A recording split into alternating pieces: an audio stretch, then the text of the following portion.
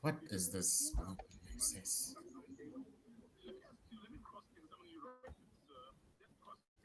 Wait, he should start. Okay, so we are live. Yeah, I don't think that Francis knew that we're live. All right, let me let him know. Francis. Yes. We are live. You are live. That's what I'm told. So you can start the program. Welcome, viewers. Ato. Yeah. No. He's okay. It's fine. Yeah, we're live. Comrades, we are starting. We are starting now. I think a few people have come on, and let's start. Okay, Ato, you welcome start. Our viewers. Please. Doctor, we are starting. Yes, Where is the link to be shared? No, it's been shared on the Zoom on the. Oh, is it just the YouTube? There's no Facebook. No, there are two of them. There is Facebook and there is YouTube. There are both of them there. Richie, can you run the jingle? Yeah, I have Richie on the phone. Run the jingle.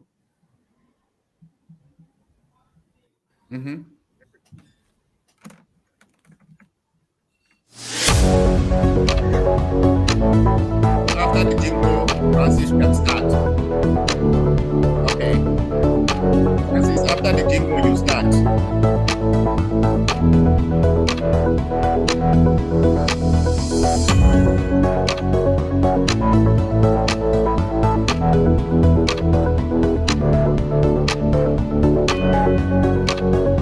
Richie, are you going to start the jingle?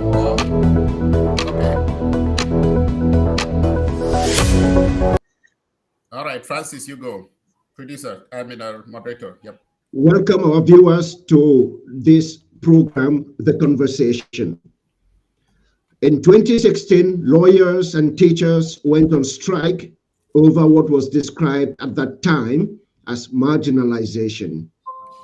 At that time, the Cameroon Civil Society Consortium, the platform through which this collective anger of teachers, lawyers, and other unions canalized their anger, was headed by Dr. Fontem Liba as Secretary General and Barrister Nkongo as President. After the failure of negotiations in Bamenda on the 13th of January 2017, the regime in Cameroon moved to arrest the leaders of the consortium 4 days later.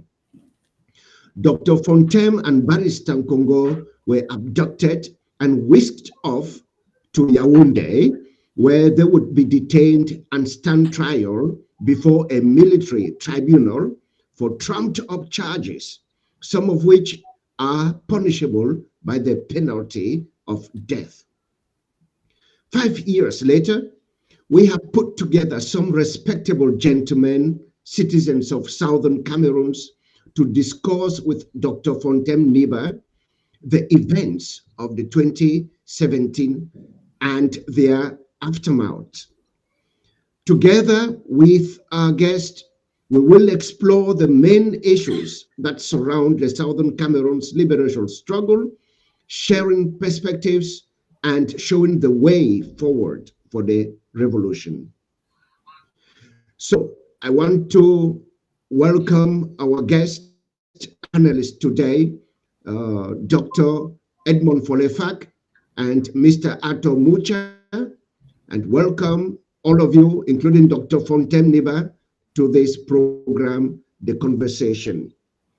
Before we proceed, I would do a small presentation of all our guests here present so that we can go into the conversation and try to elucidate, explain, and guarantee a good viewership of what this program, The Conversation, is going to look like. So we have Dr. Fontem, who holds a PhD in applied linguistics from the University of Ibadan. He has a rich record of activism and leadership at student, professional, and administrative level. Until his arrest and subsequent exile to the United States, he was a professor of applied linguistics, language pedagogy, and communication. He also taught and supervised master's and doctoral students. He was the founding Secretary General of the consortium, which he cumulated with his position as SG, Secretary General of the University Teachers Union. Currently, he is the Secretary General of the Southern Cameroons Alliance. Doctor, once again, you're welcome. Thank you. We also have Dr. Edmond Folefak, who is medical oncologist at James Center Cancer Center, Associate Program Director of the Fellowship Training Program, Hematology and Oncology. He is educator as Assistant Professor, Associate Professor of Medicine, Clinical Research, the Ohio State University, Columbus, Ohio. Dr. Edmond is also patron of the PLO Lumumba Foundation.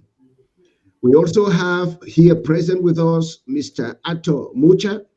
He is a political activist and analyst.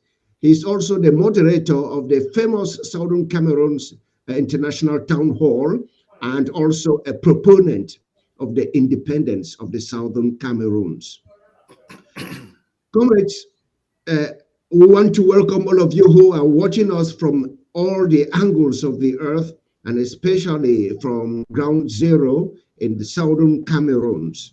We are going to proceed with this program, The Conversation, and we're going to start off with a question, an introductory question to our comrades, Dr. Folefak and Mr. Ato Mucha. You followed developments right up to the moment of the arrest. As people who knew Dr. Fontem before, were you surprised? Were you surprised at his involvement? Dr. Edmond.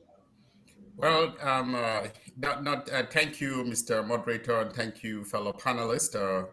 Thank you. You people call him Dr. Fontem Niba, but I call him Pintem. We go quite a long way back, and I'm sure that Mr. Mucha would also call him the same. So we have been in the trenches of this fight for injustice way back in our university days, our young days, or in Nigeria, under the auspices of the then, National Union of Cameroon Students called NUCS. So I know Pintem, as would like to call him, he from the University of Calabar, where he was, president of NUCS in Calabar.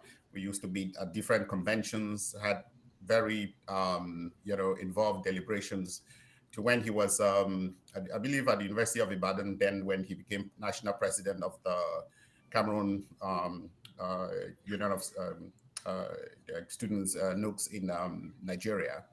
And so, I mean, when I got here and I heard that he was part of the, the people fighting injustice, it wasn't a surprise to me. It would have been a surprise to me if I went there and I didn't see his name. I knew him. I think the fight in him is, just as they say, it is not the size of the dog, but the size of the fight in the dog that matters actually. So this is such a true, freedom fighter. So I wasn't really surprised. Thank you.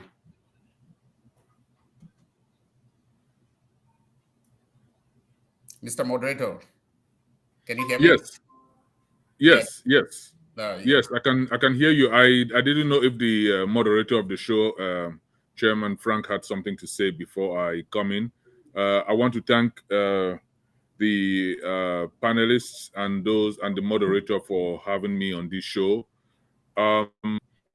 To the question about being surprised by Dr. Fontem's political evolution, no, I am not surprised. Like Dr. Edmond just said, we have known each other.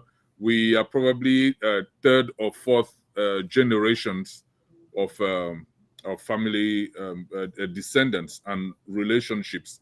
So I have known Dr. Fontem all his life. I have seen him evolve and grow politically.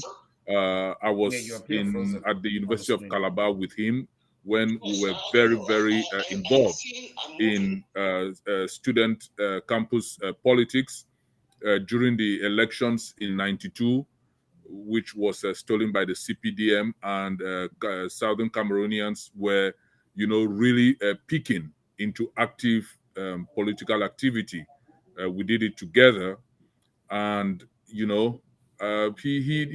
has been on that trajectory.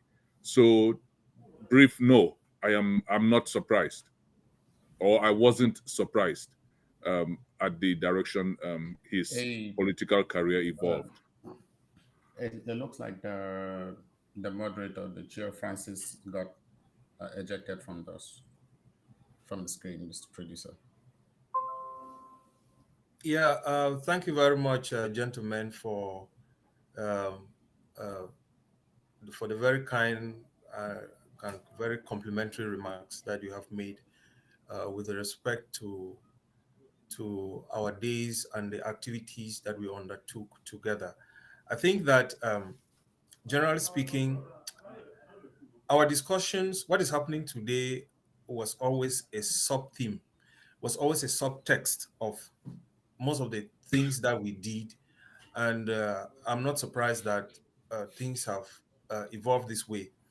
And somehow when we reconnected out here while I was still at home, and eventually out here in the diaspora, I knew that the spirit had come alive. And I want to thank you both and other friends who are not opportune to be part of this show for the support and the continued commitment to the liberation of our people, and for ensuring that the same spirit of honesty, transparency, and hard work that we had when we were young continues to dominate our lives and prevail in our relationships.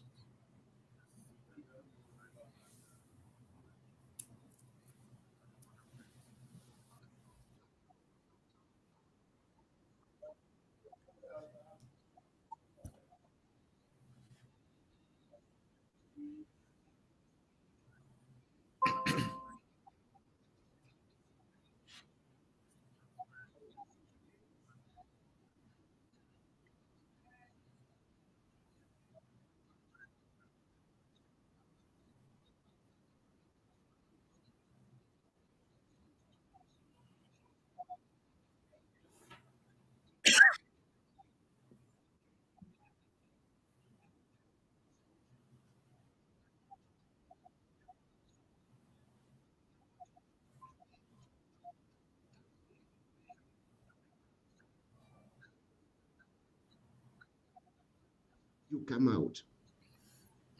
out. Thank you very much, Mr. Frank.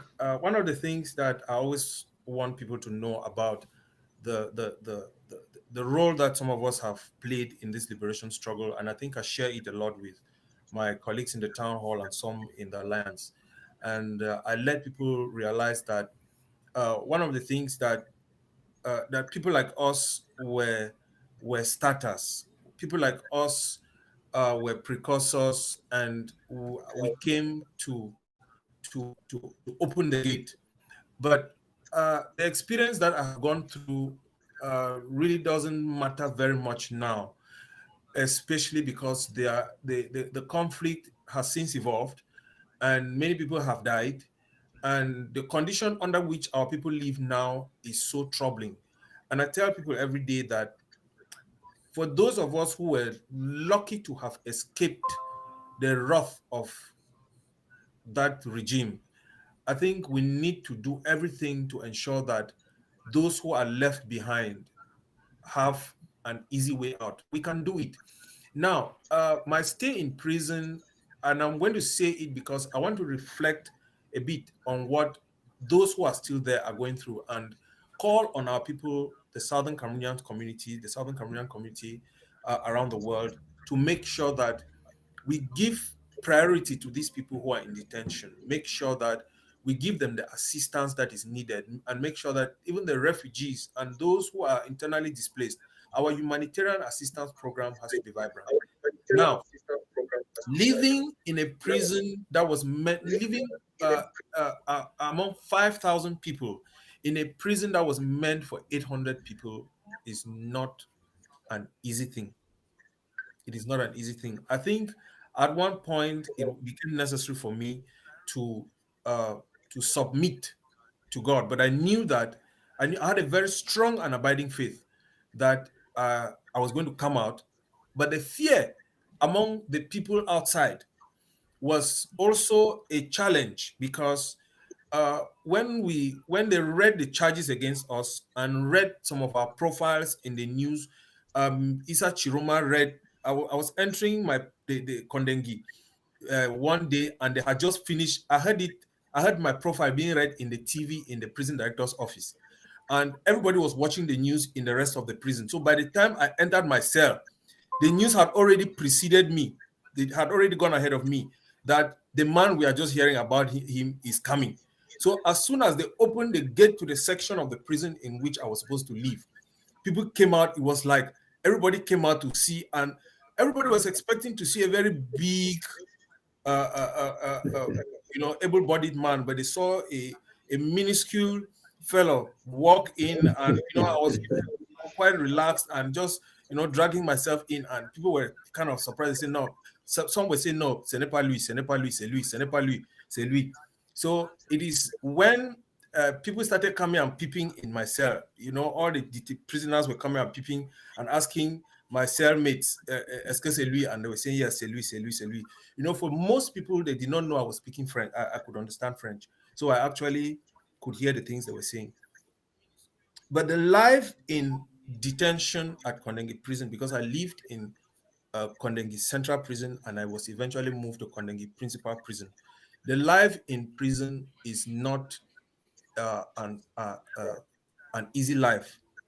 That is why I continue to appeal that we need to do programs that can continue to provide food, medical assistance, and the basic needs of our fellow citizens who are detained in those, because I call them dungeons. My heart goes out to Penn Terence, Mancho BBC, with whom I switched places when I was going to Principal Prison. Mancho BBC came to Central and took my place.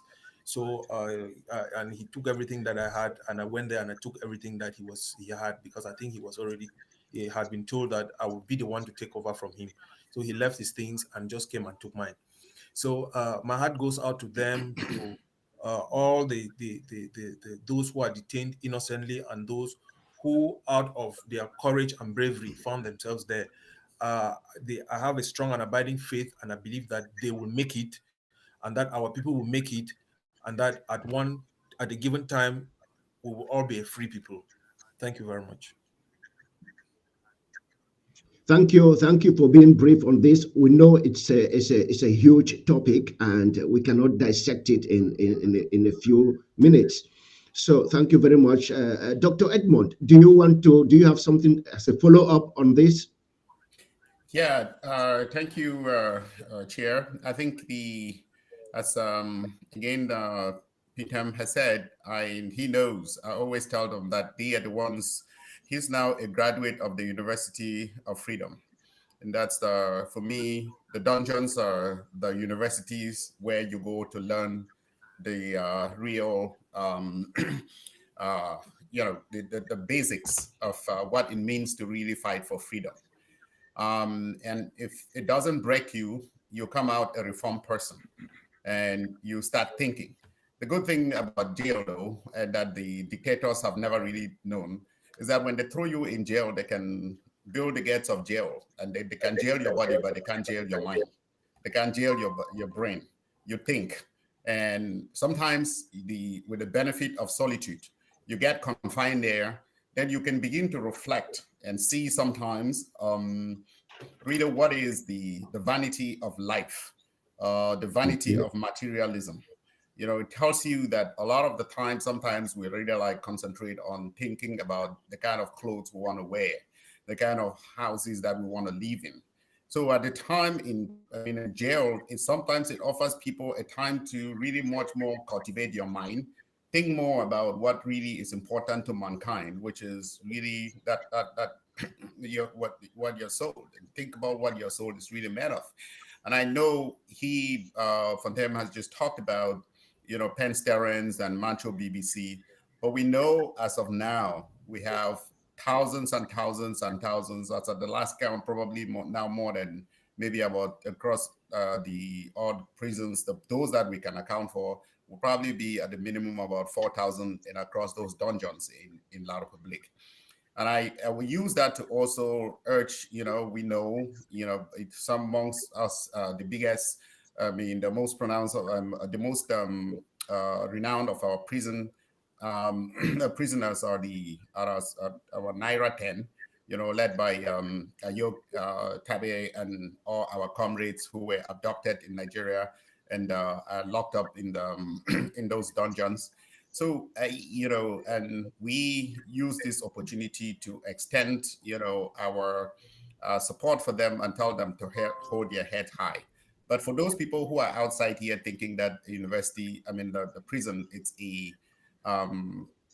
a picnic, it's a holiday, it's a vacation, they got to think again and see what these people really are going through on our behalf. These are not common criminals. They didn't steal. They actually stood there and to fight for us, and they are in jail for all of us.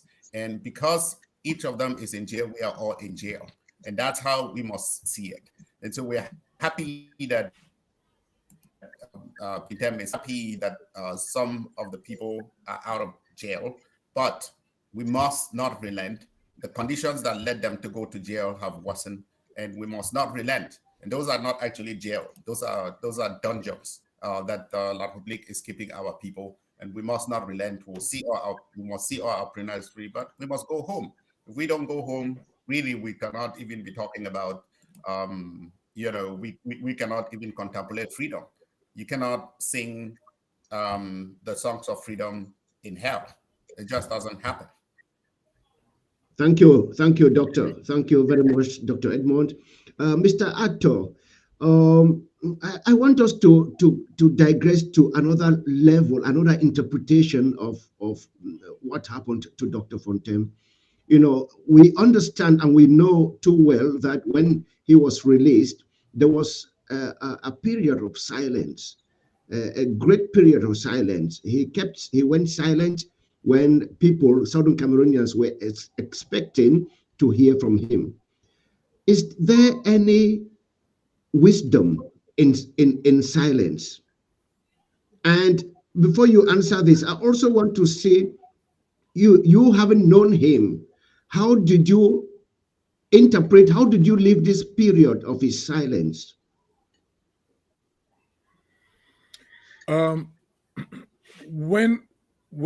mean, I haven't been to prison, but, you know, I have read a lot of biographies of other leaders who have been to prison and who have come out of prison.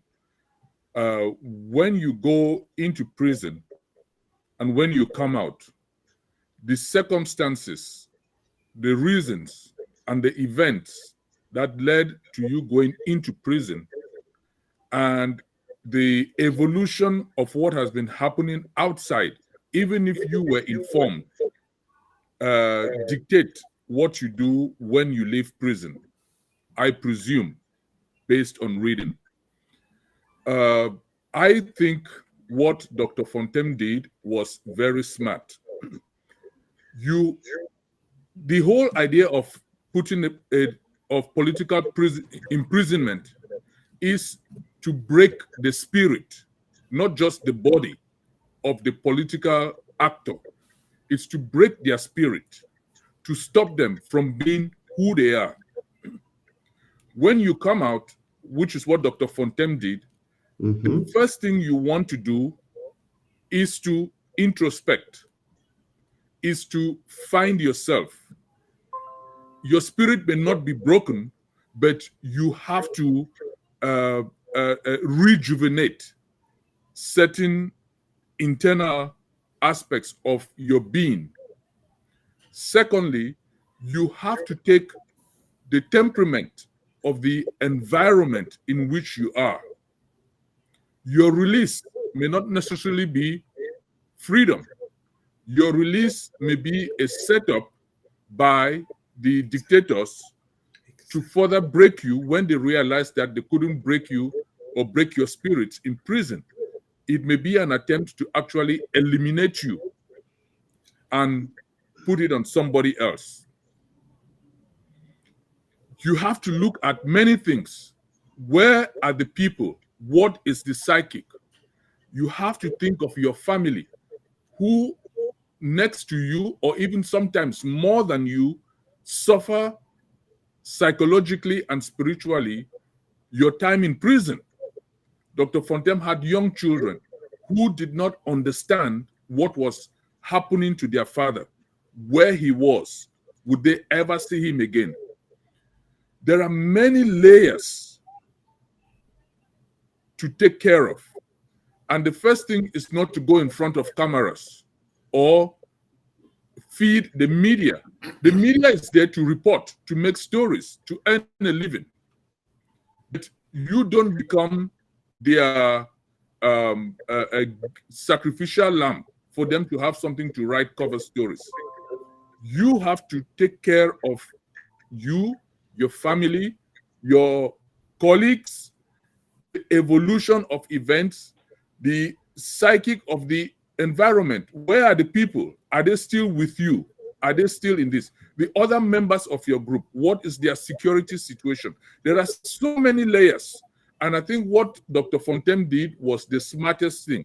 Instead of feeding into popularism and a cheap gossip, or feed the media with what the media wanted, he had to take care of the more important analysis and multifaceted, complex situations.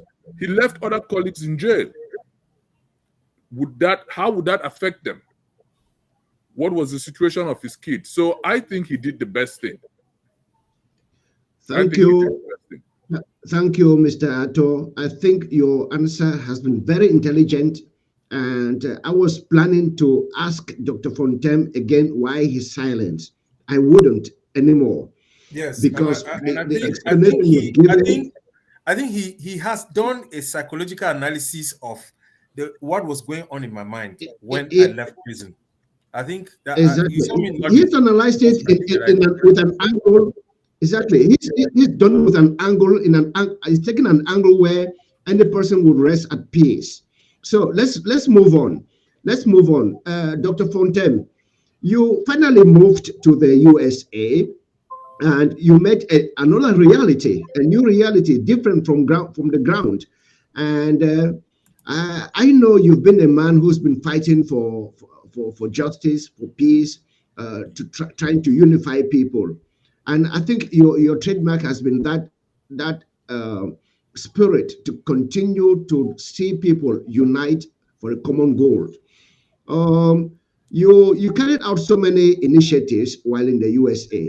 Now I want you to not just of telling us what you have done, but to ask you, do you still believe in unity, in bringing people together? Are you still a unifier?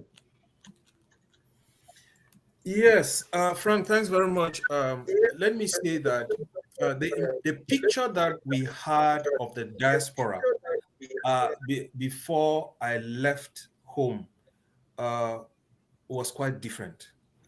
And we did not understand and we did not see the internecine, the fratricidal quarrels that existed between leaders and communities here in the United States and in Europe.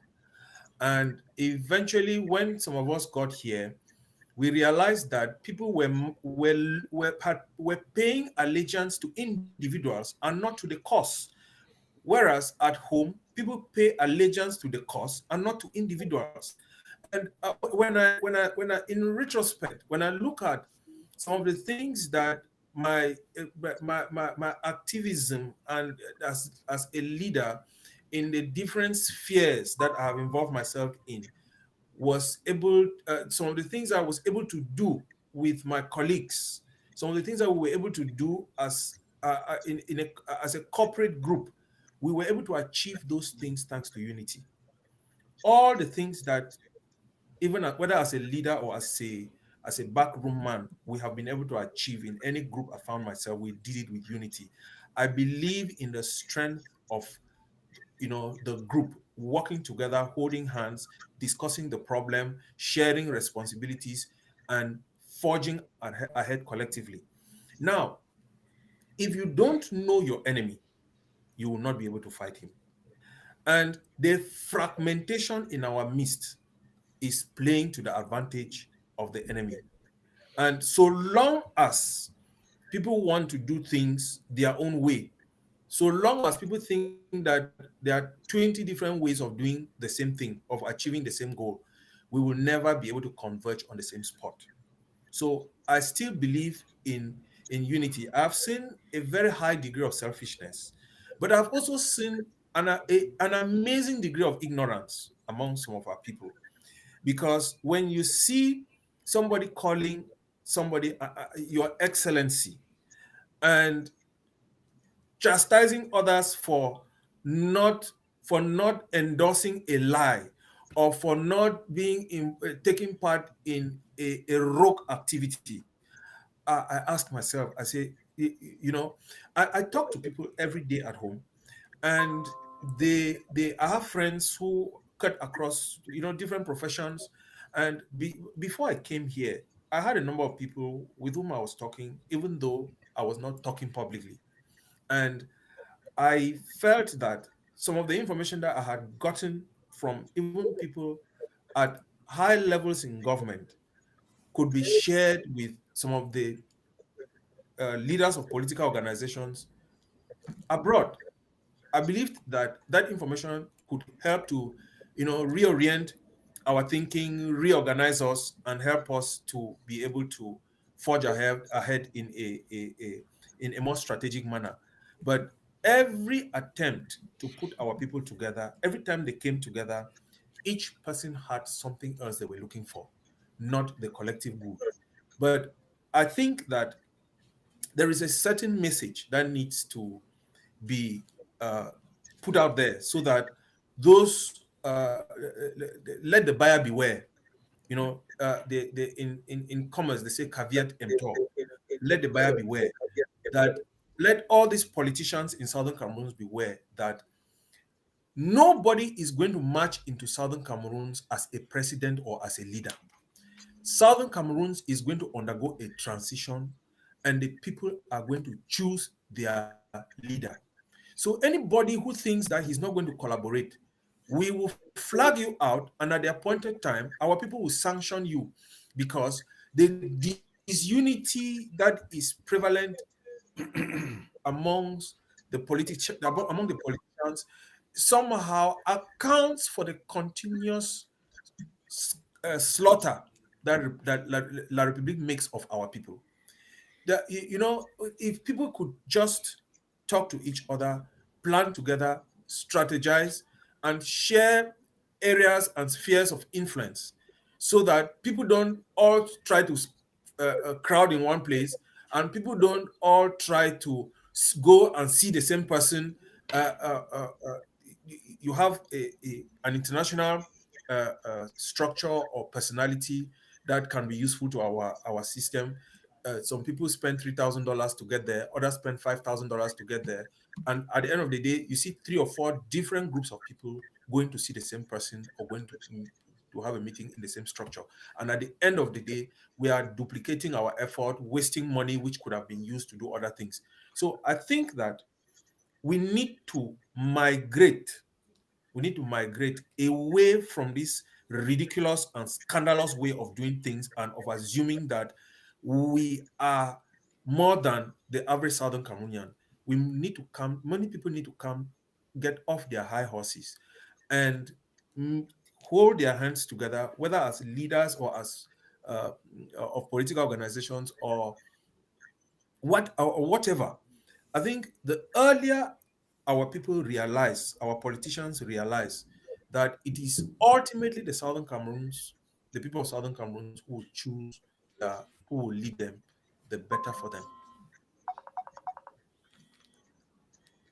Thank you, Doctor. And I think you even went deeper to the question, and that's fine.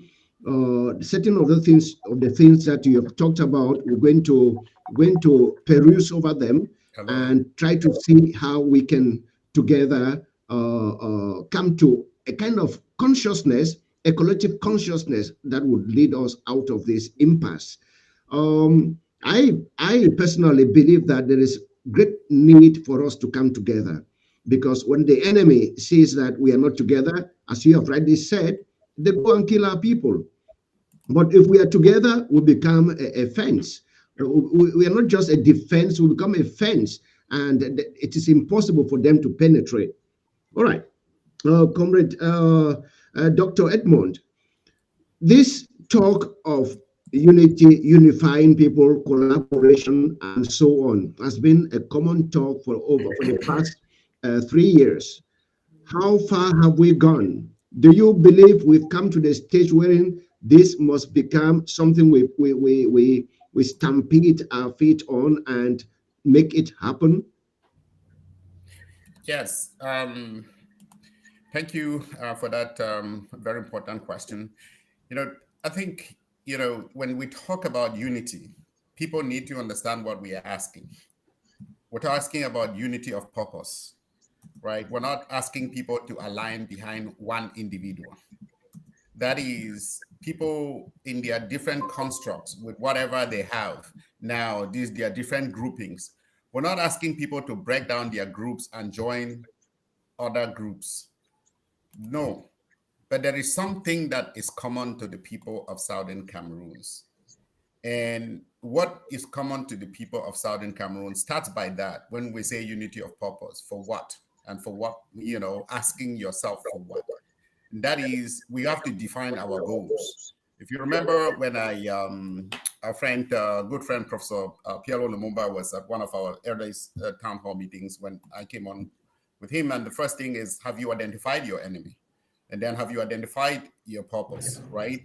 So in a way, what Ambazonians need to think about is, if our goal is freedom, even if your goal is independence, you got to get to realize that even if it's independence and there are 13 counties in Ambazonia, you could control 12. But if the last one is not free, Ambazonia is not free. And you got to think about it and say, even amongst these people, the Ambazonians themselves, among your people, what can each one of us best do in order to lead us, to help us get to our destination? So we get a framework. Then we all know that in order to become an independent country, in view of becoming a free country, we need to get La République out of our territory. And if that is the goal that we have, then you realize that each time that you are fighting your brother, you are actually defeating your own, you're only fighting against your own interests. And that's the reason why we have to be united. And then again, around a common goal. And that common goal is fighting this enemy. For the people who want to be involved in politics, create your political parties, run your political organizations, if you want to call them as such. But can you at least have all of us actually to unite behind certain ideas, certain core ideas, which is, in this case, can we all unite our forces against La République? And the answer is yes. Is it imperative? That is so imperative. We just cannot do without that. And so, to me, I think that is the critical thing. And sometimes I'll get so very, you get just at the time when you're getting almost to the point of despair, you see some ray of hope where you were not really where you had thought initially you were going to have a problem. In this case, I'm seeing the unity on the ground from the folks, from the fighters on the ground, because the thing that was actually dividing, that the reason why the divisiveness in the diaspora was that very destructive, it was not only that it actually led to an apathy in terms of the funds, collection of funds, or actually contributing our ideas to develop to fighting against this monster of La Republique. But it was the fact that many people even thought that everything was worth it that made you eliminate your so-called competitor. And in this case, these people actually had the audacity of actually taking this division and sowing division amongst our young men and women fighting on the ground, which has led to, unfortunately, to the death of so many of them. And so if I'm seeing that unity from the folks on the ground who have now understood that their their fortunes are tied together, that they are only going to get to Buea together, or they will all sink, because some will not get to Buea while others don't. We either get to Buea as one, or we shall all perish. That is the message. And therefore, the people of Ambazonia have got to look. This reminds me, our situation reminds me a little bit of the Greek city-state back in the days, because of the advent of democracy, where each one of them, whether it was Athens, whether it was Sparta, or any number of they fought as independent states, but to the extent that they fought as independent states, they were conquered. But it took almost the burning of Athens by Persia for the people of Greece to really decide that there was strength in unity, and they could still keep their Greek city-states the way they were back then, but then unite under the common banner of Greece to fight the monster at the time that was Persia to them. And that's exactly what they did. And guess what? That ushered in democracy to the rest of the world, which are the fruits that we have enjoyed now for many, many, many years. And so we have to really ask our people, if you truly desirous of freedom, really realize that you cannot do it alone. We have to get united. Again, unite around a common purpose. And that purpose is freedom. That purpose is identifying our enemy, which is La Republique, and not ourselves. That is the goal. We can talk about what other steps can be taken. I mean, what other steps? Some of us, we've thought about this, but because of the purpose of this program and the interest of time, we will not go into so much more details, but these are things that need to be done. Anybody who says otherwise doesn't know what they're talking about. They are self-serving. They want us to replace tyranny with another form of tyranny, which will not happen. Thank you.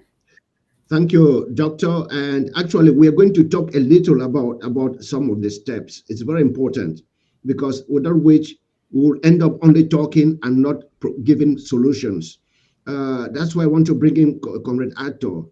I believe that communication is very important, and that it is also, time has come also for us to start talking to people, start talking to each other, start breaking the fences and moving into the camps of others to make peace, to talk peace.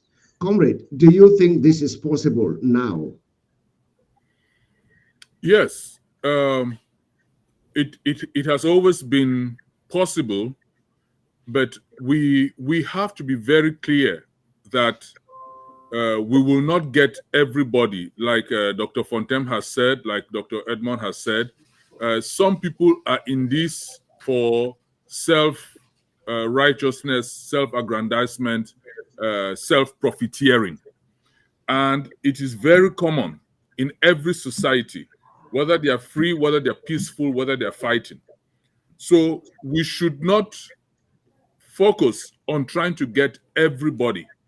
And those who are in this self-serving, they would be very loud, and they would raise their decibels, and they would try to get the attention, because that is how they suck. They are like a tick that once it latches, it just keeps stocking and grows bigger. So we have to get together and find those people who are interested. Like Dr. Edmond said, we don't have to all agree. We must just have unity of purpose and communicate to the critical mass. The subconscious is a very, very complex thing, which even science has not quite understood. And there is no vacuum to be allowed. Once you allow the noisemakers and the negative energy and the decibels to fill in that vacuum, a lot of people get lost because they want to believe one thing, but their subconscious keeps getting hammered by conflicting signals. And as Dr. Fontaine said, there is either apathy or there is total confusion. And if you say it enough, if you tell the lies long enough, those people begin to believe. So I think it is for those who have this struggle at heart, those who, like Dr. Edmond said, are fighting for freedom, those who, like Dr. Fontaine, have gone through hell and back, those who have lost their lives. I think it is for us to find a way to raise our voices and also begin to push out the falsehood and manipulation by the gamblers and the con people and the manipulators. It's all about who is controlling the narrative. Unfortunately, for a lot of us who want to do or go by what is right, we have obligations and responsibilities. All of us on this panel now are full-time head of household earning individuals.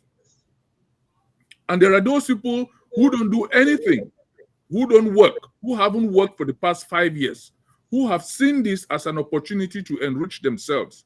And so while you and I and us are at work for 8 hours, they spend those 8 hours misrepresenting and filling that vacuum.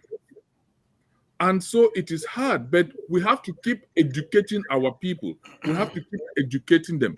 It's like religion, right? Some of us go to church once a week on Sundays, but we don't forget the message and we carry it inside us regardless of the other societal distractions. And then we go back next Sunday and we are renewed in faith. And we come back and we spend another week with societal distractions, many of which go contrary to the doctrines we learn in church once a week. So it doesn't mean that the pastor or the priest is in our ear every day. So we have to keep educating our people and conscientize them to the point where we get that critical mass. We don't need everybody. We just need that critical mass to keep this struggle on the right tracks. Yes, it's a discussion I would like Dr. Fontaine to enter also, because we know that a community, a society, a group, a movement built on the foundations of lies, is set for ruin, is set for disintegration, is set for destruction. We see it right before our eyes. Many of us here have been crying for truth to be told to our people, to have a narrative that can bring our people together and not divide our people, to have a narrative that would resound with our fighters down, so that they can stand together and not kill each other, not kidnapping each other. When such a foundation is not based on the essence of reality, but on the essence of manipulation, it is bound to fail. I think, Dr. Fontaine, please, can you highlight us on the happenings, on the things that are happening currently in front of us, before us? Yes. Before I go into that, Mr. Frank, I want to say that our people have been grossly mistreated, abused.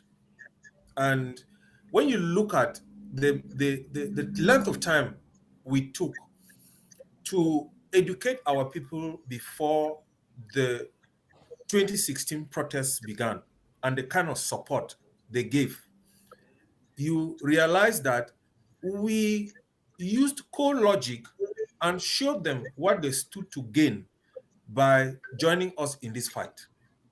We did not use guns, we did not force them, and we did not have camps. We did not have people to support. Everybody was for the struggle. Now, enter the politicians, traders of snake oil, and all kinds of charms. Some people came, they said they had been in the struggle for 30 years. Others said they had been in the struggle for 32 years. For God's sake, 30 years is the time of a career. If after 30 years you have not achieved anything, it is time to retire. It is time to retire. And our people need to know that. So for anybody who has been around for 30 years and has not achieved anything, he had better start re-examining himself and finding out what went wrong or what he did not get right. Now, when you look at the kinds of lies that we have experienced in the course of this liberation struggle, we have lies that have to do with slander, lies that have to do with slander, cooking up stories to denigrate others. If I think that Dr. Edmond has credibility and that he does not, and I sense that he does not agree with the wrong things that I'm doing, I quickly send people to the social media to wear a tag on him, denigrate him, and pull him down. That is what has been going on. And in the course of trying to bring, the different political organizations together, try to bring their leaders together to collaborate, I experienced that firsthand, where I met with, and I'm going to call names, like I met with Dr. Sako in the evening. That is, first of all, it took him about 2 months to receive me when he knew I was coming, and I indicated that I would like to meet with him and to discuss a number of things. I had significant information that was relevant to our liberation struggle. Sako boycotted me for 2 months. And eventually, when I met with him, I was very, very tactical. The questions he asked me, I deliberately gave him some information that was not accurate. And the next day, I heard it in the social media, and he was the only person to whom I had given that information, which he now tried to use to denigrate me and to slander me. So you now see the kind of, that destructive spirit, that has come into the struggle. Now, there is also the formation of rackets. I say this in the interest of our people, because at some point when we raised some of these issues, it became as if we wanted to take power. Let me tell you, my colleagues, that if there is any power, it is the people at home who wield the power. I would have stayed at home to wield the power. But and it is also important to realize your role. Each person should realize his role in this liberation struggle. Some of us normally are supposed to be in the back room. And if you see us coming out today, it is because we have been shouting and nobody is willing to do what we know should be done. And that is the only reason why we have come out. And you cannot force somebody to contribute in a liberation struggle as if he is serving an individual. That is the disaster that is unfolding in this liberation struggle. It has become some people's thing. And if they cannot have it that way, then you are an agent of La République. They have called a number of us agents of La République because we have disagreed with fundamental issues that make us look ridiculous. And you cannot be an educated man and you do certain things. It makes you look stupid in public. And so many of those things are being done. So the foundation, the Bible says that if the foundation is faulty, what can the righteous do? The foundation of the struggle as it was laid out here in the diaspora has a problem.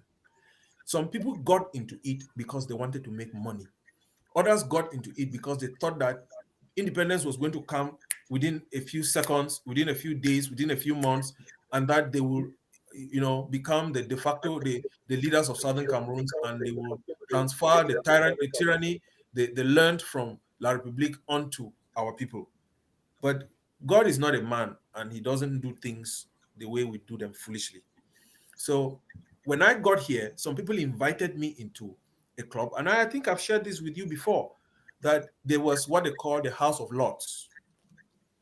The House of Lords was made up of people like Irene, Patience Abiedu, even Sama Thomas, who is squealing today, was part of the House of Lords, Dr. Tita. And it's a group of people, Dr. Tita, the pharmacist. I don't know, I've never met him, but they invited me to a meeting, and they told me that they were Sako's henchmen, and that they were making a monthly contribution of a certain amount to Sako, and that because their priority is that when Sako becomes president of Southern Cameroon, you give them contracts to build roads, hospitals, and give them favors that they will have priority.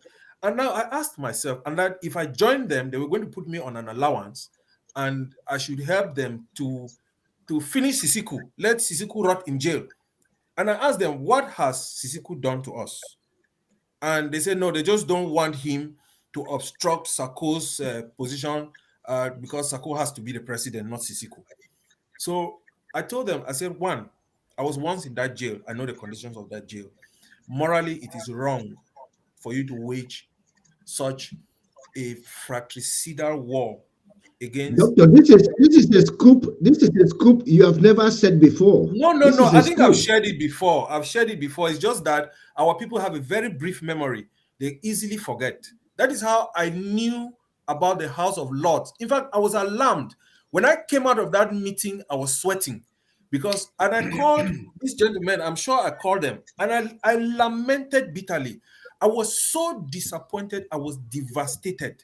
At some point, I told them, I said, it's time to take a break from this struggle because we are not all together in this struggle for the same reason. And, you will always find encouragement when you share your pains, when you share your worries, and we somehow were able to put ourselves together. But everybody who heard it was stunned. Some people did not believe me, but it is when the issue of the House of Lords and the comportment of people like Ngwa Irene flared out of proportion, that people now began to understand what I said. Even gentlemen like Eric Tato were once instrumentalized by Sako against me. I had to call Eric Tato to tell him certain things that I said only to Eric Tato, but which I'm ready to share now with the people of Southern Cameroon. In the course of after my release, I was under surveillance, and I met some people. As a teacher in the university, as a lecturer in the university, I have students whose parents are also in the army and who are in the forces of law and order, security, and so on. And in the course of my movement around, people got to tell me that our struggle has been infiltrated and that even people like Co are in direct collaboration with the government. They talk to the government. And even before I came here, I was made to understand that Dion Ngute had met with Sako, and it is his success in getting Sako to agree to torpedo our liberation struggle that Dion Ngute had the feather of prime minister. And when I told people who were close to, I've lost friends with whom I have known for many years because I shared this information with them and they wouldn't believe. And so I learned in my life to keep, and I have even worse information which will only appear in my memoir, where I will be able to quote the people who gave me such information. So what I'm saying in a nutshell is that our struggle for freedom has been infiltrated by weevils, rodents, and all kinds of pests, which, because of our, I don't know how to term it, because we have been so complacent, we let these things happen. We let these people cause our people to die. But I think as time is going on, the implosion has begun. The implosion has begun. The very Sama Thomas who made an audio castigating Sako Ikome Samuel is the very Sama Thomas, I think Mr. Ato can confirm. He came into one town hall and gave me a dressing down. When I told him the things that I said, he doubted, but a few days ago, he was the one describing the thief in Sako. So it is to tell you that there is a character they call a revolutionary discipline. If you lack revolutionary discipline, you cannot be part of a liberation struggle. Revolutionary discipline means that you must control your appetite. It means that any inordinate desire, whether it is women, whether it is money, whether it is lifestyle, anything you know will compromise the forward march to freedom, you have to suppress it or you step out. And our people from now onwards should start doing background checks of the people they call up to serve in this liberation struggle. I say it with a lot of pain because we have people in prison. We don't know the day they are going to come out. Some are dying, some are sick, some are in pains. And I heard somebody tell another person in prison that she prays, that was Gertrude Kisop. She said, I pray you rot in jail. These are people who conduct kidnappings, they collect ransom, and some of the ransom comes to them in the United States. I am sick in my spirit because our people have let these things happen. And when some of us told them that we are being taken for a ride, they did not understand. They felt that it was a fight for power. I want to declare here that I don't have any political ambitions. I don't have any political ambitions. My friends, the colleagues with whom I work, those with whom I'm in the struggle, they know. If I am even the Secretary General of the Alliance today, it is because I just had to be. But if I find somebody who can perform the task with verve, with determination, with zeal, with the kind of gusto that is needed, I am ready to step back and walk behind the curtains because that is what I know how to do best. So let our people. Yes, doctor, let's stop you a little so that you can drink some water. We know there is a lot in the bucket to release. Comment Atto, yes, and we have also Dr. Edmond there listening. We understand that this is a big topic. This is a topic that we need so many replays to get along with. But there are certain facts, because some of us have been talking about these ills within our revolution for a while, and some people accuse us to hate others, to hate Sako, maybe because we hate Sako. Why do you have to hate a human being? There is no reason for hating a human being. We need to be able to dissect, like what Dr. Fontem has said, to have that revolutionary character, especially that of truth, that of speaking out, that of saying how things have to be. And that even if many people want to follow the lie, you will stand up for the truth. Dr. Edmond, we've been discussing these things on many occasions. Please just add some small pepper on what Dr. Fontem has just said. I'll just say, one thing before I move to that question. One of the things that Pintem can come back and correct me if I'm wrong. One of the things that they wanted to crucify Ayuk for was that Ayuk met with the director of civil cabinet at the presidency in jail. And it turned out communications came from Sako himself, and there was evidence, text evidence that was shared to us, that we also got the phone calls that he had with that same person. And then he is in jail. Our comrade is in jail, and in the place where the people in the country have the keys, that they can walk in at any time and tell him that we want to talk to him, and he will not be able to say no because they have the keys to his jail. But this guy is sitting out here in the diaspora and actually cozying in his chair. The same person is doing the same, what he considers a crime worthy of crucifixion of the other person to him, who has the chance to be able to say no, and he doesn't.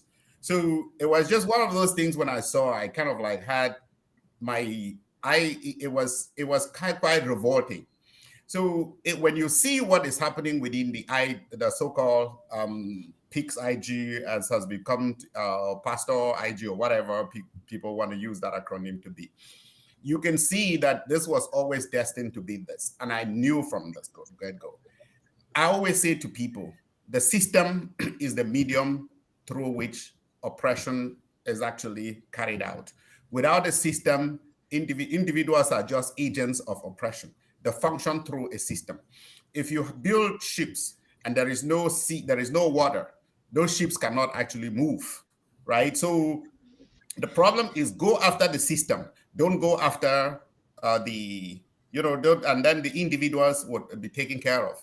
So what we need to fight are the structures that are actually in place that allow this kind of cabal, that allow the low lives, the most morally depraved, to actually be the ones who are sent to power, just because they can preach, just because they can talk, just because they can make, they're so morally depraved that they really lack that, moral, burden that would, hold you down if you wanted to talk ill of your own brother, or if you wanted to do anything that would hurt your brother or your sister and stuff like this. This is the problem we have, that the system itself, we should look after the system. We have to always remember that Hitler did not become Chancellor of Germany by a coup d'etat. He became president through the same institutions, and once he got there, he appropriated those institutions because he knew without the institutions, he would never have committed the crimes that he committed. And it turned out, Hermann Goering and Papon, who were actually there, they thought they could use Hitler just to get there to do their own bidding. But when he got there, he had the institutions of state. He outsmarted them, and all of them were now everybody knows what the story is. And Bazonia has to wake up. The structures as they are currently constituted in the so-called interim government or stuff, these structures cannot lead us anywhere. They can only actually allow the most degenerate to become, to usurp power. We can only allow false prophets to reign. And the same thing with most of the structures I see now. So we have to go back to the drawing board and begin to ask ourselves, how do we put structures in place that would allow for us to actually to make sure that any one person cannot really appropriate our struggle. They cannot hijack the desire of the people, because the people always will what is right, but they can often be deceived as we see it. And the one bad thing that all of us have also got to think about is, if I just sit here, Fontaine will tell you that we've had our own discussions and our own, fights at the back end. All right. Ato will tell you the same, because there are things that if we have a fundamental disagreement, we would debate at the back end until we are able to converge on something that is true, on something that is the right thing.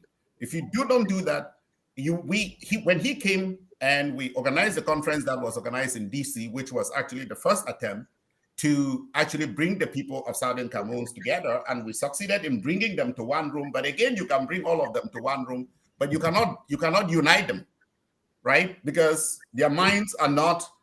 So this is, he would know that meeting, there were several conversations we had, and I had to let him go through with some people in Boston, with some people in the different regions around the world, around the country, to have him talk to them and have them ask him the tough questions that he had to answer. And when they organized that conference, the first thing was turn over the ownership of that conference to the people, right? So that the people were the ones who decided on the agenda, not him. The people would be the ones. He sat on the resolutions committee with me and other people, but the resolutions were taken by the people. And from there on, that's the things that needs to be done. So the freedom The people, the thinkers can think for the glory of thinking, not because they want to tomorrow be ministers or be presidents and stuff like that. The fighter fights for the glory of fighting, for the glory of the flag, not because you want to really like, you know, you want them to become a defense minister and things like that. So, but again, I say the structures, we have to go back to the drawing board. In its current construct, we are not there. And we'll continue to do this. We'll call people out. Any person who is doing anything that doesn't conform to actually that doesn't look at it, that's not in the interest of Southern Cameroonians, we will call them out. But the current structures really need reform, they need rethink. People who are actually within that structure, as even as it's falling down, are thinking that they can, like the breakaway fractions of the Chris Anus and the Abongwas and whatever. If they think that they can go and reconstitute the same garbage, all of them are in the same boat. All of them should actually have been able to apologize to Amazonia and step down. That's pure, simple. So let's think about how we can move ahead. But again, think about structure. Don't concentrate on individuals. Individuals will always fail you, but the structures. Thank you, Doctor.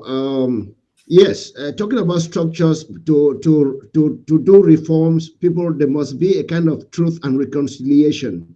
That is very important. We have all highlighted how we must first of all speak out about what was not going well, and then try to assimilate people, bring them together for truth and reconciliation. Those who are willing to continue, those who are willing to work with others, we shall work together. I think time has also come for Southern Cameroons to have a large conference, for people to sit down, be it virtual, be it real, to sit down and plan the way forward. Comrade Atto, where I wanted you to talk on is, how do we really get people coming together, putting aside their pride and coming together to accept what is important for our revolution? That's where I think the structures Dr. Edmond was talking about comes in. Our people, we are very strong-headed, and sometimes they say experience is the best teacher. So we have learned for 5 years that everything we have around us, or what people thought were genuine structures in place to lead us, were not. But the thing is, majority of our people, just by nature, are not politically savvy. And so 95, 96, 97% of the people are waiting to see. And I don't think that we are going to get the same people who led us into this mess, get us out of the mess. It's like expecting Biya after 40 years to suddenly be a savior. That is who he is. So we have to take the initiative. We cannot, as you said, we have to talk about solutions. We cannot just say these structures are bad and we need new structures, or we need to go to the drawing board. We have to come up with new structures to lead this, and let our people know that we have tried this for 5 years, it didn't work. Let's try this. If it doesn't work for a year, then we have reason to say, okay, maybe the other thing was better. But you need something else to compare, and somebody has to do it. And I like the way things are going. For example, we have the civil society network, which is a structure focused on humanitarian. They are not doing diplomacy. They are not trying to lead the fighters. They are not trying to lead communication. They are taking care of the refugees, the internally displaced, and our prisoners of conscience. They have done a marvelous job, bar none. And I am not denigrating or degrading what other humanitarian organizations are doing. But the CSOs, for now, Southern Cameroonians can rest assured that okay, we have a structure that is focused on humanitarian. How do we build on that structure? Then there is work being done. We have seen that people have used our fighters, made them do videos, use it to raise money and swindle that money. How do we build a structure that interfaces our fighters directly with Southern Cameroonian donors, the benefactors themselves? There is work on the War Relief Fund, which will be a platform that will compel the fighters to work as a commander's house and interface with Southern Cameroonians who will donate into one pot. And there will be transparency. There will be no political intermediaries. And as Dr. Edmond says, we have to depoliticize our fighters. And how do we do that? We take the politicians out of the source the fighters depend on to carry our struggle. So if we can get Southern Cameroonians to rally around the War Relief Fund, which is on the DAC platform, and encourage our fighters who are already building the unity force and a commander's house to interface directly with the donors transparently, we have created another structure that has taken the politicians out.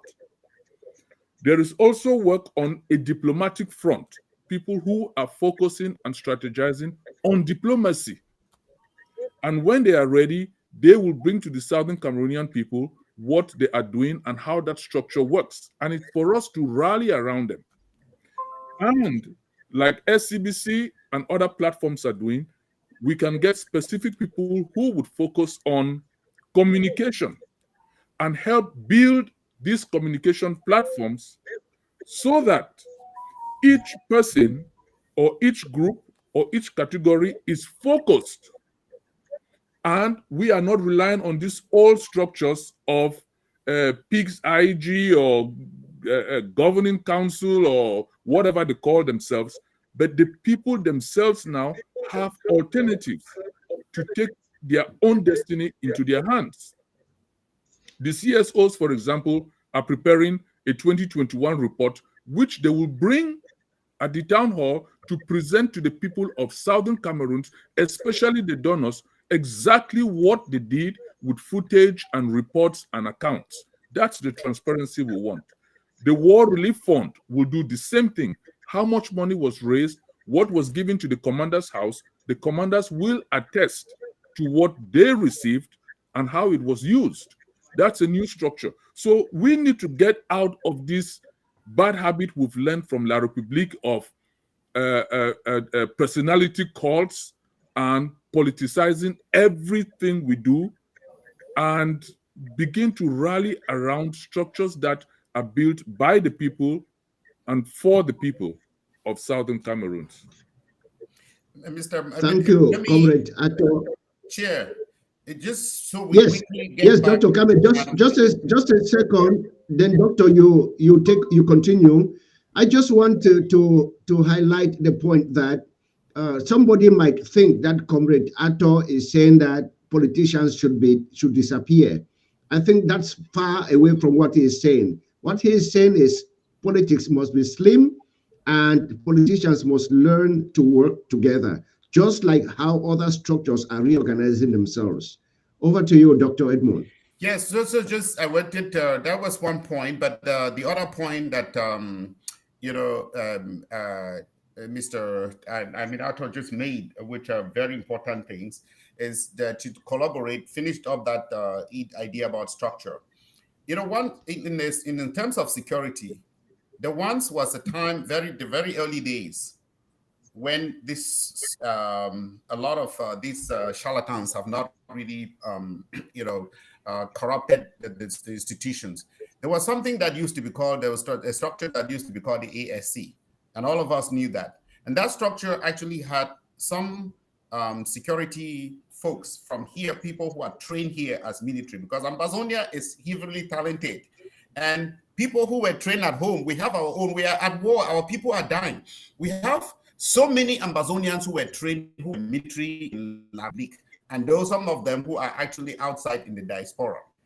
Some of these people used to do was just actually like get to talk with their counterparts, with the fighters on the ground, not collecting money. So you can have a team like that of professionals who are actually talking with them, not giving them directives, but actually, collaborating with them so that they can provide a different angle. So like communication, we have very seasoned journalists actually amongst us Ambazonians who can help us build communication, resource mobilization. Those of you, or those of us who go out to raise money and bring money, don't raise the money, don't collect the money yourself. You raise the money, you tell people where to raise the money, and then the people who are separate people who collect the money then report to the people of Ambazonia. So these structures really become critically important so people understand. And anybody who tells you about secrecy, oh, we cannot do this, we cannot do that, that person is really, it's just a synonym, is synonymous to, it's just an excuse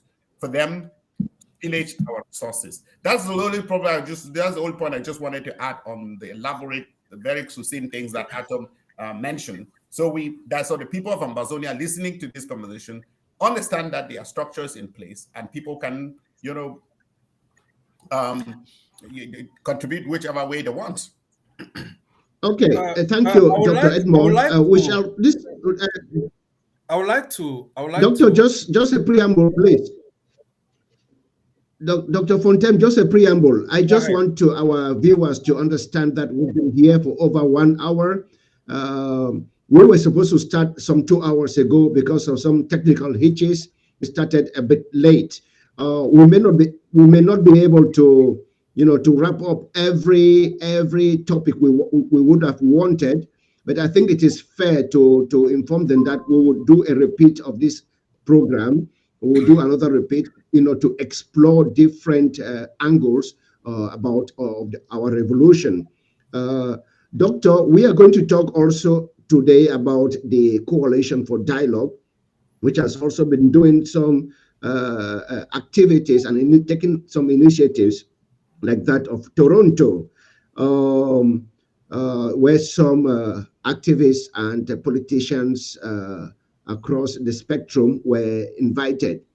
Here I want you would comment also on what you wanted to say, and then connect also on this, your opinion of what the CDN, the Coalition for Dialogue, CDN, is doing. Yes.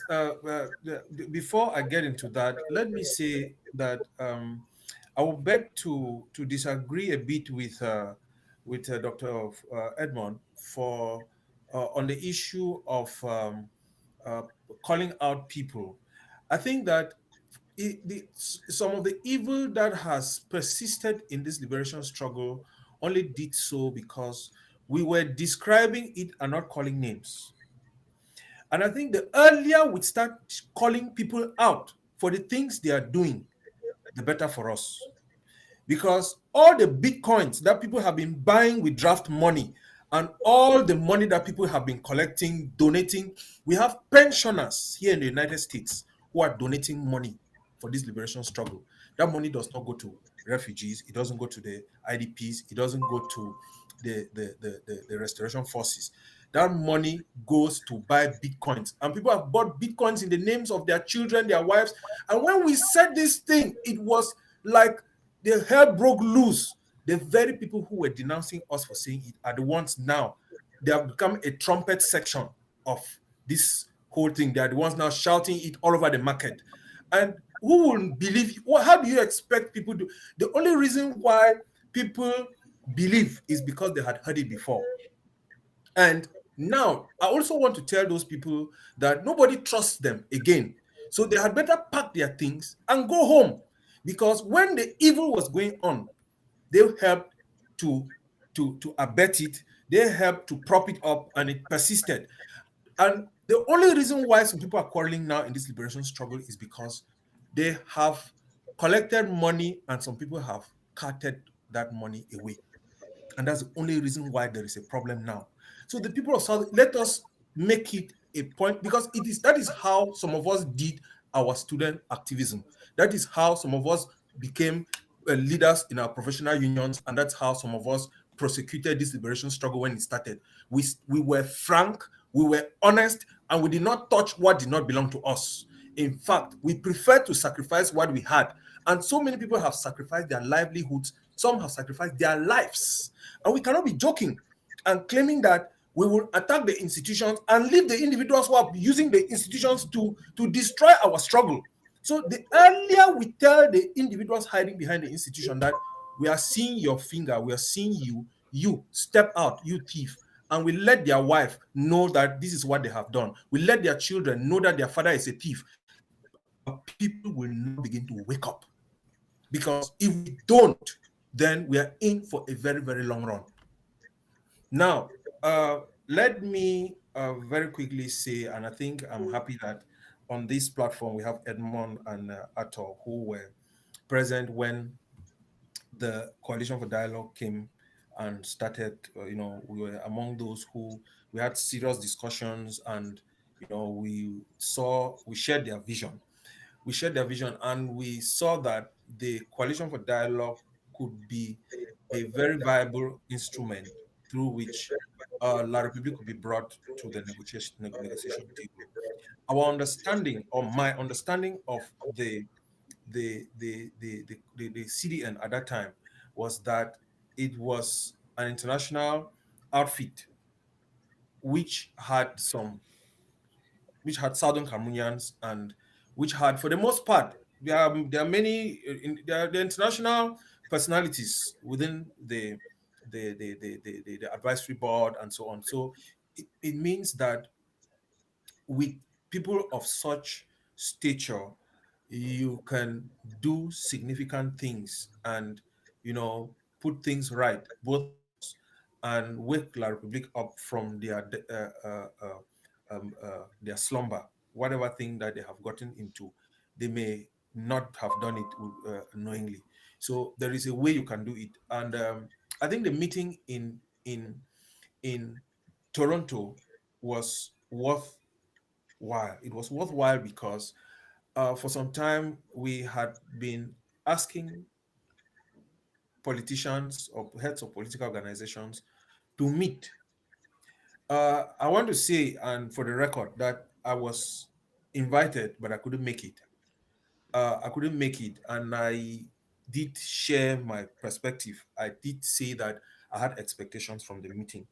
I expected the meeting to come up with a framework, and I think I agree. The Dr. Edmond and Mr. Ato would also agree with me that at the level of the town hall, we also, although the town hall could not attend for diverse reasons, different people had different engagements at that time.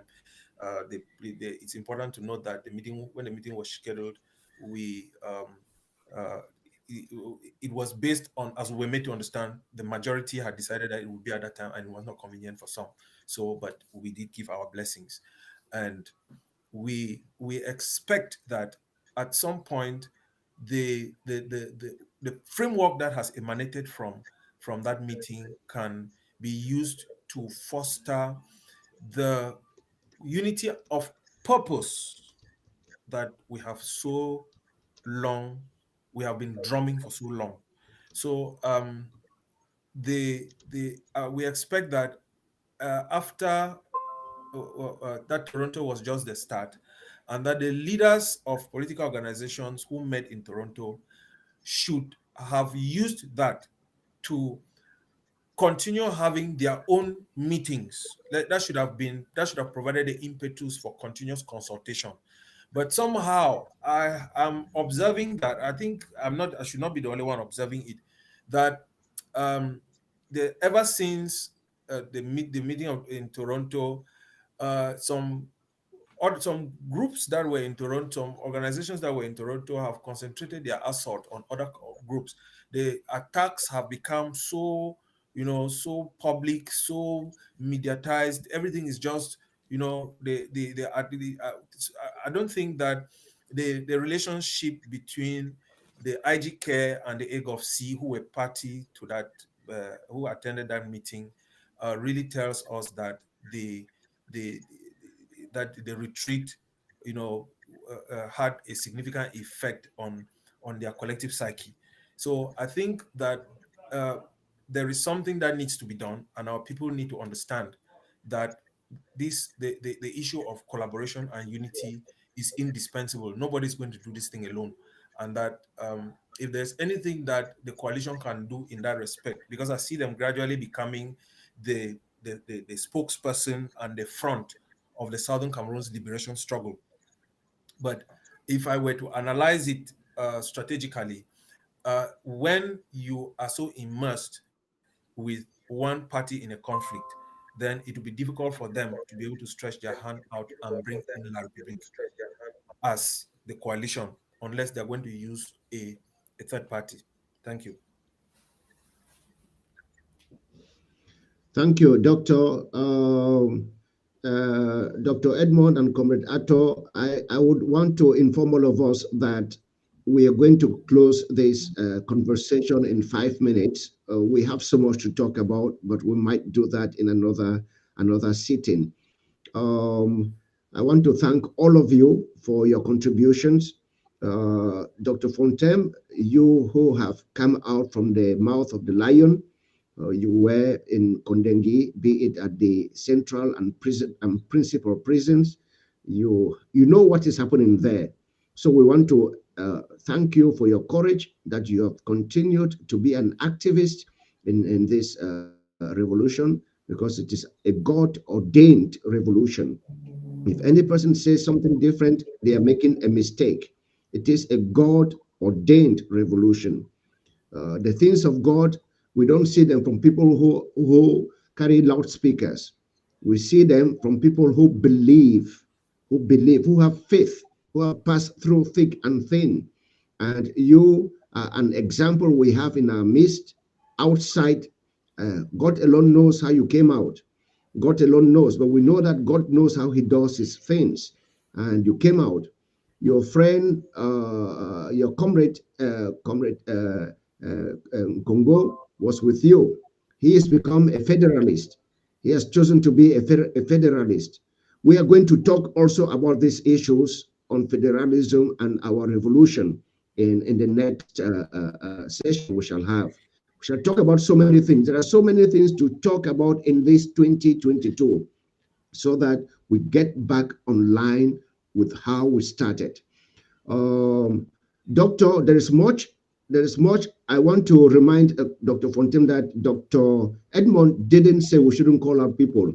Maybe you didn't get him, but it was still good again that you emphasized on the fact that we call out people who do wrong, who do damage, because the damage somebody will do for this revolution would affect so many lives. And we have seen that damage. Many lives have been taken in the past years because of the divisions and the manipulations we've seen in our revolution. I would allow all of you a minute of conclusion, and then we close the conversation. We'll start with Comrade Atto. Well, Chairman Frank, thank you for this panel discussion. Can technical team put off the sound first?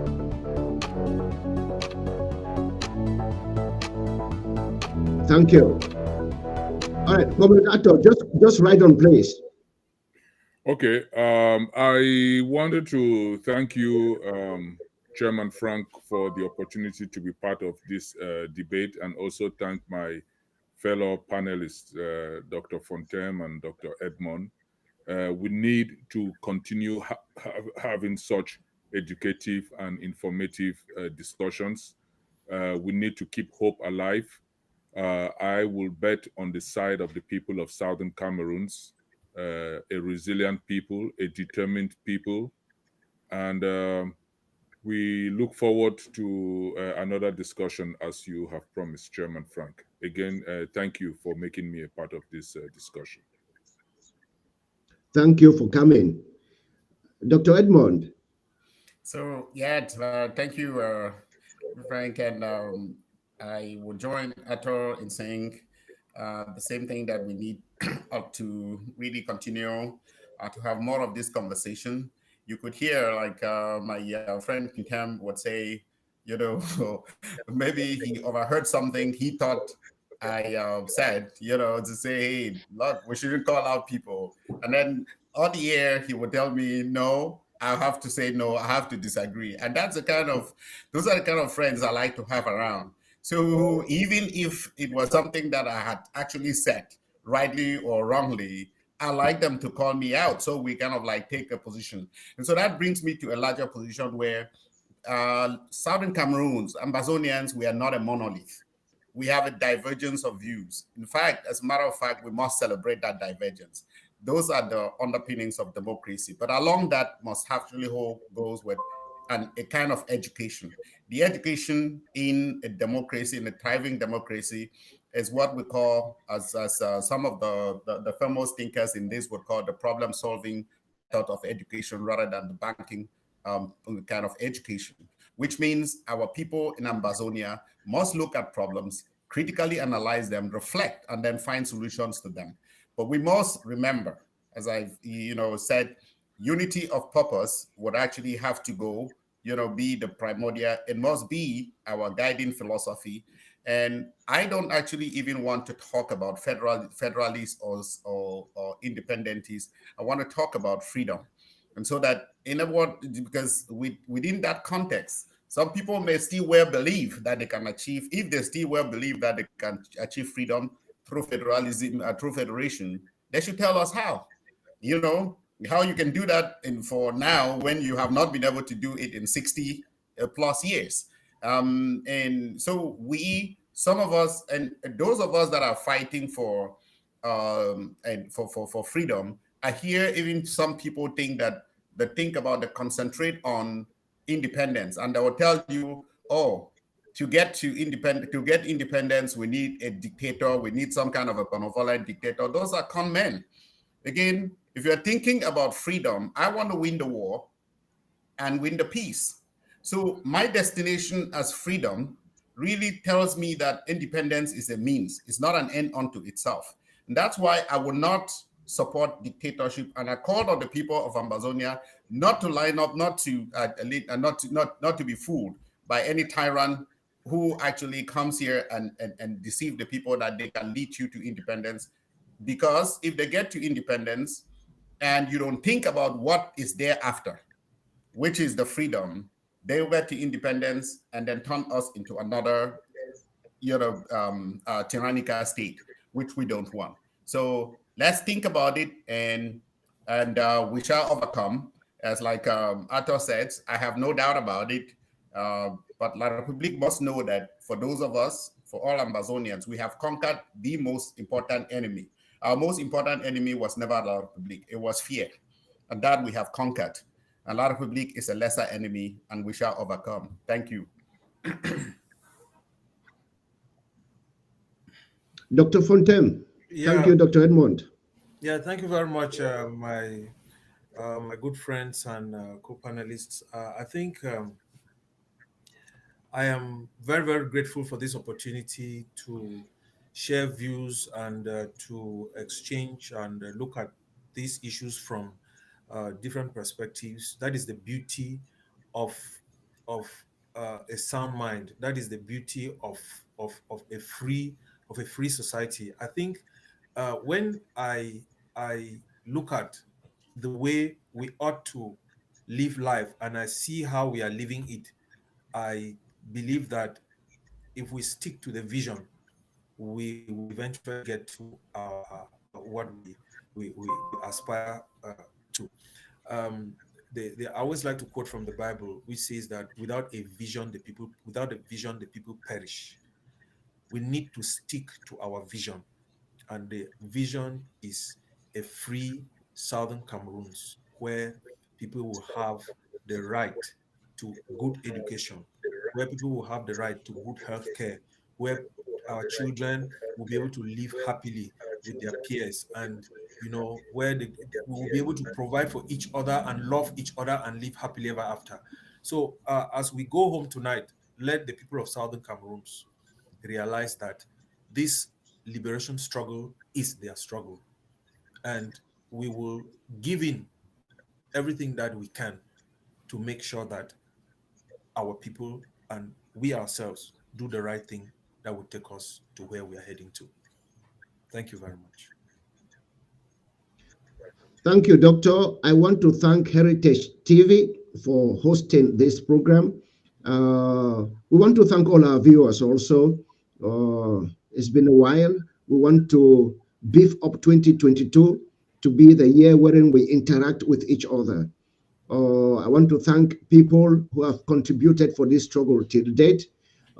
Many people are fighting it from different angles. I also want to encourage those who have been who are planning for a referendum to take place in the southern Cameroons. I want to greet those who are in prisons in Cameroon, especially our leadership, which is in jail from the NERA 10. We wish all of them well, and we want to remind them that we are going to fight for them to come out, and that we shall all come out together, because their coming out shall also be our coming out. We shall join ourselves together again, and in that free and fair nation that we are looking forward to. Comrades, it's been great. It's been a nice day. We wish you a good evening, a good afternoon, wherever you are in the Atlantic. And we look forward to having another session like this. Thank you very much for inviting me to present this program. I was very delighted, and I think I will be excited to have another one. Thank you. Goodbye.